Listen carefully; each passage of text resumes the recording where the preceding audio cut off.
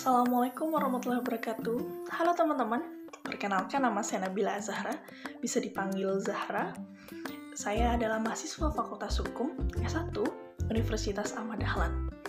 Baik, pada kesempatan kali ini saya akan sharing mengenai perencanaan karir maupun action plan saya ke depannya gitu kan. Tentunya dalam merencanakan karir ke depannya.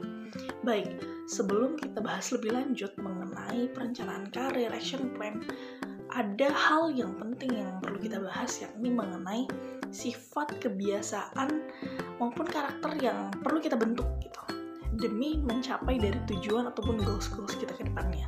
Sifat, karakter, ataupun kebiasaan yang perlu dibentuk, tentunya yang pertama adalah disiplin waktu. Itu sangat penting, baik itu dalam berorganisasi pada saat kita kuliah saat ini ataupun dalam kegiatan-kegiatan mendatang, bahwa disiplin waktu ini sangat penting. Apalagi teman-teman sekalian akan menjalin jejaring dengan orang mungkin yang lebih hebat lagi, tapi kita kurang disiplin. Maka kita bisa dinilai dari sikap disiplin yang kita terapkan seperti itu. Disiplin waktu ini sangat penting. Nah, activity apa sih yang kiranya bisa membantu, mendukung, melatih kita untuk disiplin waktu? Tentunya yang pertama adalah membuat kalender planner dan juga harus berkomitmen, gitu kan? Harus berkomitmen buat nantinya menjalankan dari kalender planner yang udah kita buat. Saya nih dari sekarang, bahkan udah dari lama gitu, saya menerapkan kalender planner saya buat. Hari ini jam segini, jam sekian, di mana saya ada acara ini. Nah, saya buat tuh di situ di kalender kan, bahwa di gadget, di smartphone teman-teman kan pasti ada kalender tuh kan. Di situ saya buat karena jujur saja saya tidak menggunakan aplikasi yang tertentu gitu yang untuk planner, tapi saya memanfaatkan ada fitur di handphone saya, di smartphone saya itu ada kalender gitu. Saya buat di situ untuk peringatan, kemudian juga saya menggunakan fitur alarm di situ buat mengingatkan saya gitu kan. Biasanya saya ingatkan di pagi hari pada saat saya menjalankan aktivitas dan juga di 1 jam sebelumnya, serta jam yang bertepatan dengan kegiatan yang akan saya lakukan kayak gitu. Jadi saya tuh ingat terus nih gitu kan, merasa terpacu bahwa diingatkan nih akan ada kegiatan ini yang penting.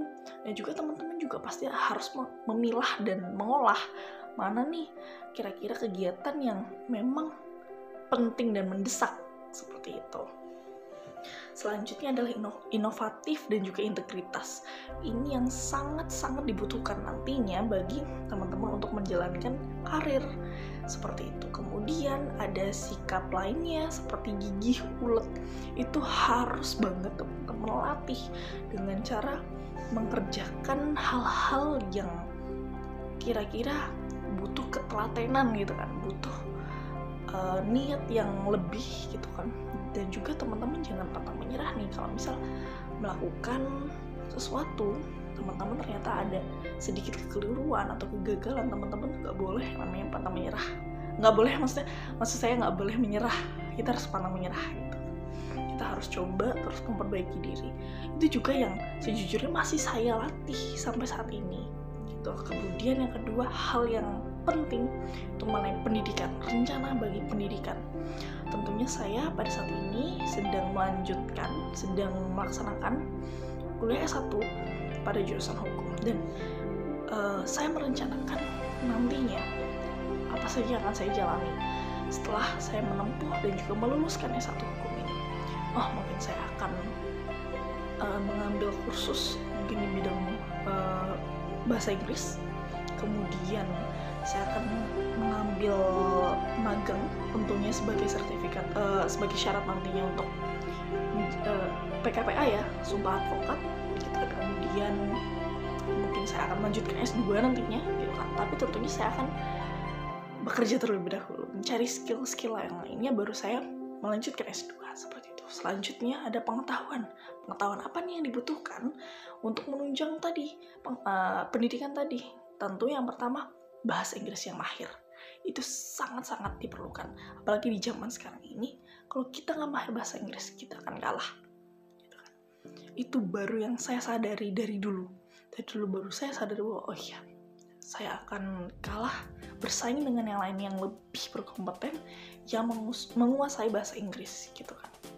Itu selanjutnya adalah pengetahuan hukum, karena saya di bidang hukum tentunya saya harus mempunyai pengetahuan yang luas mengenai hukum itu sendiri, baik itu beracara ya, hukum untuk beracara maupun yang lainnya seperti itu.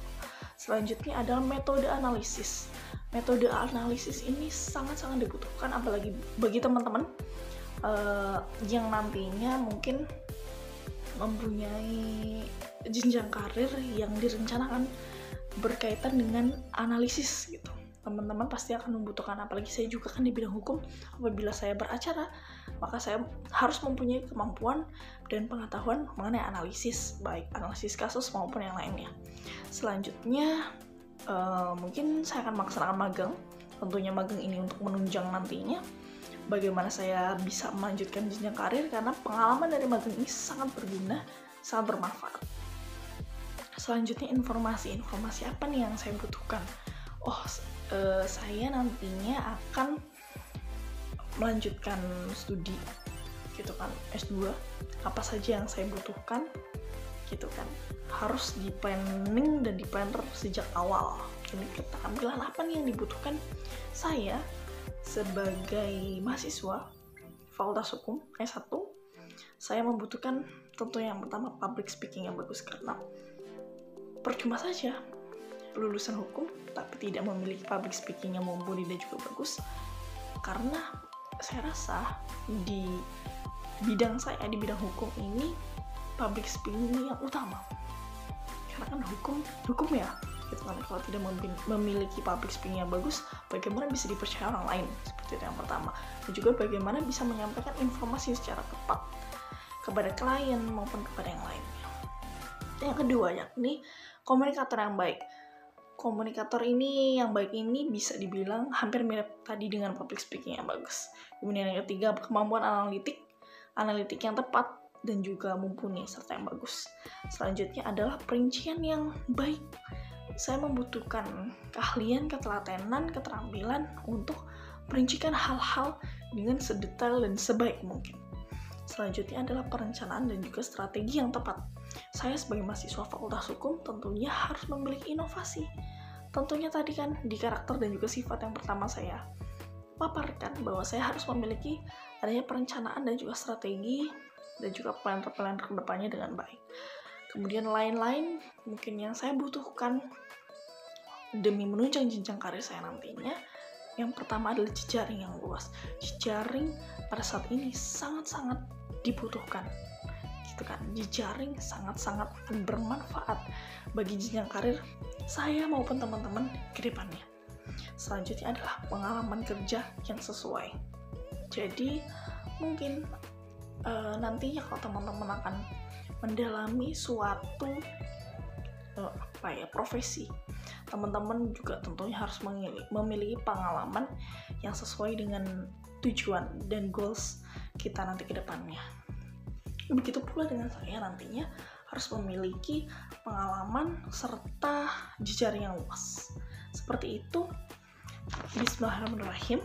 Saya Nabila Zahra, insyaallah lulus pada tahun 2024, tentunya dengan IPK yang memuaskan, insyaallah 3,8 dengan predikat cum laude. Amin. Kemudian saya bisa melanjutkan studi saya S2 dan juga mengambil pelatihan PKPA.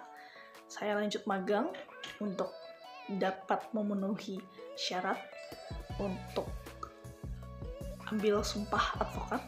Kemudian saya akan bekerja sebagai mungkin di perusahaan tambang sebagai legalnya di perusahaan tambang tersebut. Kemudian saya akan membuka usaha tentunya, karena saya rasa usaha sendiri itu juga sangat dibutuhkan untuk di hari kelak nantinya. Dan dengan bekal S2 saya tadi, saya akan mengabdikan diri saya gitu kan, mengabdikan diri saya untuk negeri ini, tentunya untuk bahasa Indonesia. Saya akan mengajar sebagai dosen, akan membagikan ilmu-ilmu yang saya punya agar bisa bermanfaat juga untuk orang lain, serta menjadi muslim yang taat. Amin. Terima kasih. Sekian, wassalamualaikum warahmatullahi wabarakatuh.